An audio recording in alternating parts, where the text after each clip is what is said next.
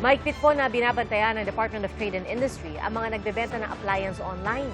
Nagsagawa rin ng random inspection ng kagawaran sa isang tindahan para suriin ang kalidad ng mga produkto. Saksi si Bernadette Reyes.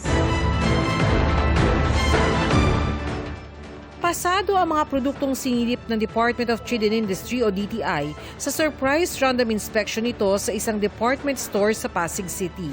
Makikitang maayos ang kalidad ng mga imported kung saan may legit na ICC sticker. PS marking naman ang makikita sa mga dekalidad na local products. Importante po ito para we can make sure na yung mga appliances na binibili nila are pasado sa standard set by the DTI. Kasi mahirap na po ang mga appliances ngayon. Nakakakos na siya ng sunog, nakakakos rin siya ng aberya. They should also check sa ICC app na yung PS mark ay authentic.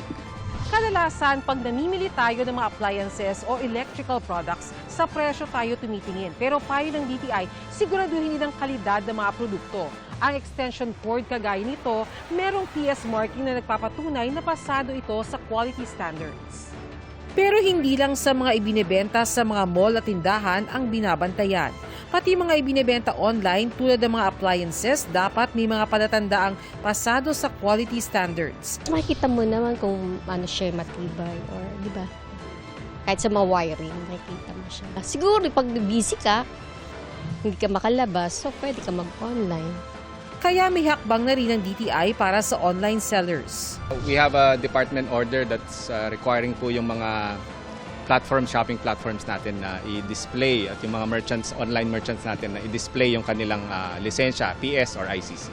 Para sa mga may reklamo, maaaring dumulog sa DTI Hotline 1 DTI o mag-email sa DTI.